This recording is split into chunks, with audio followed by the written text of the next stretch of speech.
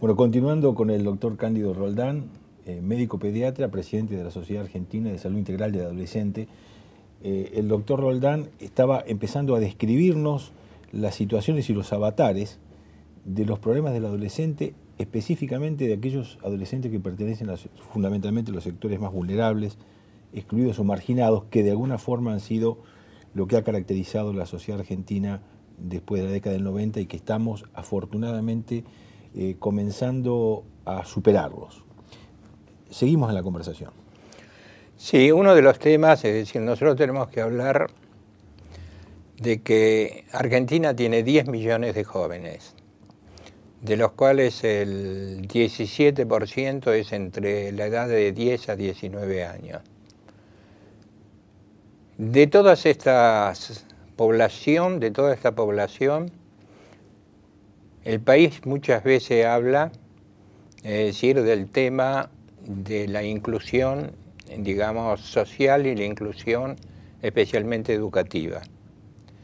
Este es un tema que, por lo menos en mi trayectoria, he trabajado mucho por esto que indicaba yo de los espacios de crecimiento, que es donde tenemos que tener, digamos, alguna intencionalidad de acciones para mejorar la situación y acompañar a la gente que trabaja en estos espacios.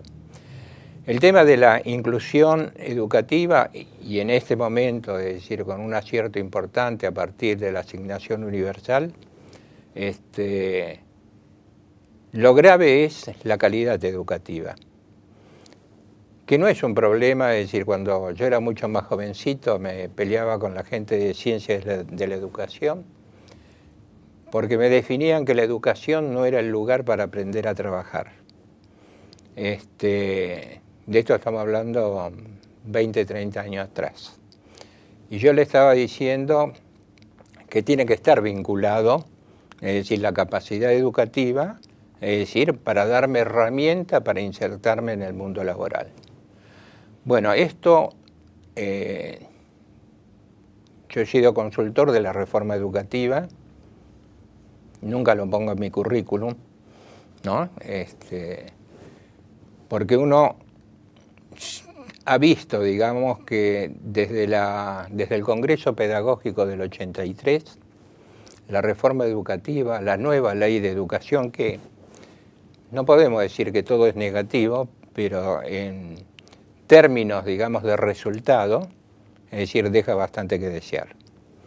Esto está avalado, digamos, por la UNESCO, es decir, avalado a veces por el discurso de muchas autoridades que dice tenemos tantos millones de pibes en la escuela, el tema es con qué capacidad salen de la escuela. Y nosotros tenemos que en Argentina por lo menos el 40%, para poner una cifra intermedia, no termina en la escuela secundaria.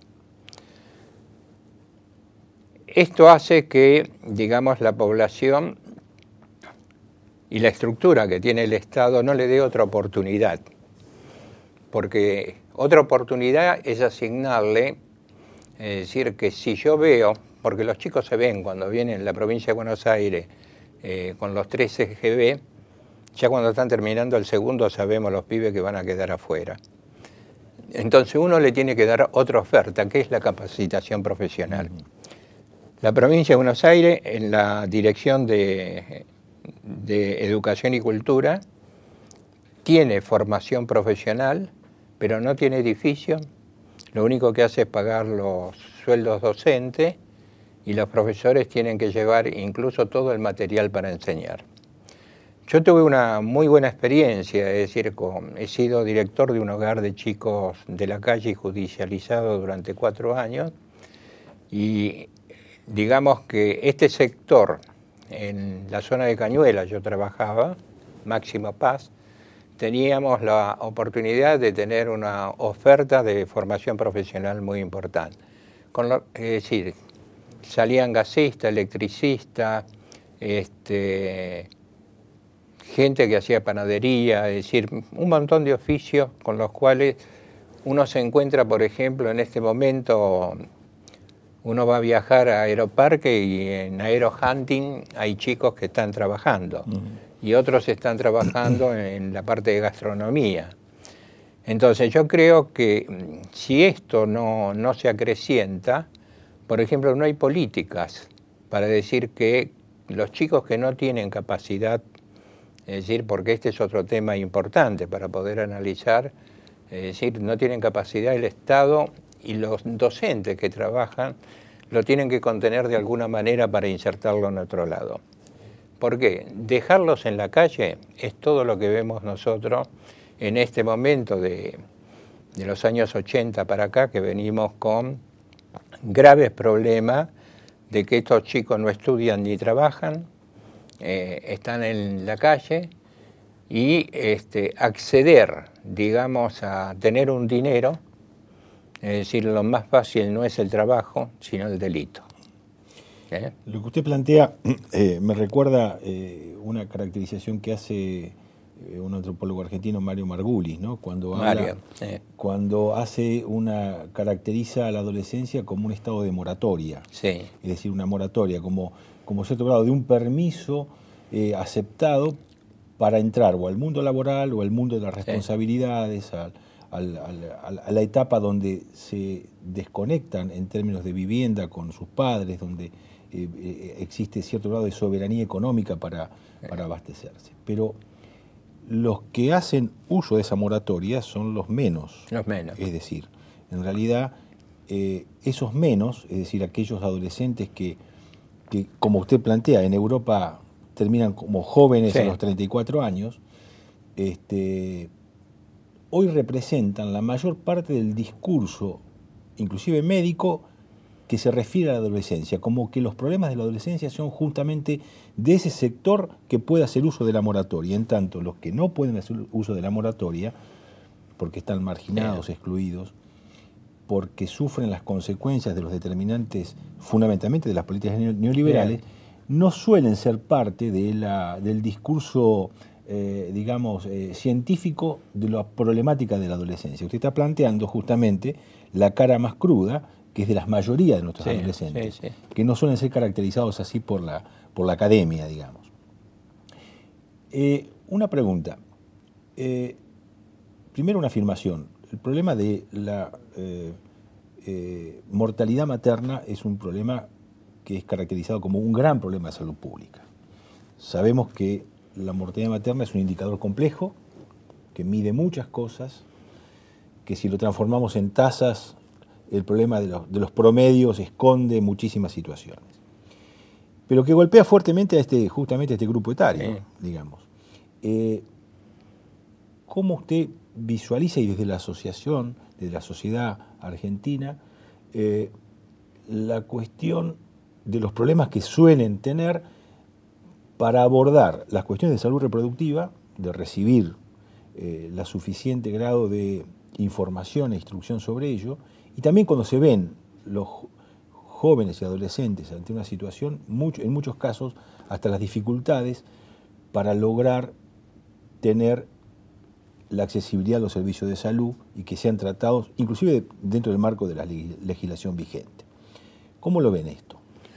¿Cuál es el mensaje de su asociación? Sí, uno de los temas importantes que nos tenemos que plantear, por lo menos, entre comillas, la academia, es revisar que nuestro discurso no son verdades absolutas, que no tienen muchas veces nada que ver con la realidad que padece la gente. El tema, por ejemplo, por llevar un tema, sin entrar ideológicamente a grandes cuestionamientos, digamos, de sectores de nuestra sociedad, acerca de quién educa al joven y quién le da la información de sexualidad. Y tenemos sectores importantes que hablan que la única que informa es la familia. La pregunta es, ¿cuántas familias de nuestra construcción social han recibido formación y tienen información sobre sexualidad? Cuando yo trabajo con profesionales, es decir, y podemos tener 200, 300 profesionales, digo, levanten la mano quién habló de sexualidad con sus padres. Entonces, este es un primer debate que pasa entre el mundo académico, el mundo adulto, los factores de poder, digamos, y dejamos desprevenidos a los chicos. Esto tiene que ir tanto a la escuela, digamos, como a los lugares no institucionales, porque el mayor grupo lo tenemos afuera. Entonces, en la edad de inicio de la sexualidad, es decir, son muchos de los chicos que se han quedado fuera del sistema educativo. Entonces, yo a partir del tema de drogas retomé mi formación pediátrica para decir que lo que no trabajamos desde el momento de la concepción hasta los 10 años, perdemos un montón de oportunidades. Al chico hay que fortalecerlo, es decir, creándole responsabilidad en la convivencia diaria, es decir, desde arreglar su cuarto, de acuerdo a las edades, regar una planta, cuidar una mascota, es decir, porque le queremos dar responsabilidad en la etapa adolescente y es la etapa que nos empiezan a cuestionar al mundo adulto. Muy interesante y da para muchísimo lo que usted plantea. Vamos a hacer una interrupción y en el próximo bloque quisiera preguntarle sobre la posición, el análisis, la reflexión que hace la Sociedad Argentina de Salud Integral del Adolescente acerca de la legalización del consumo de sustancias. En el próximo bloque lo tratamos. Sí.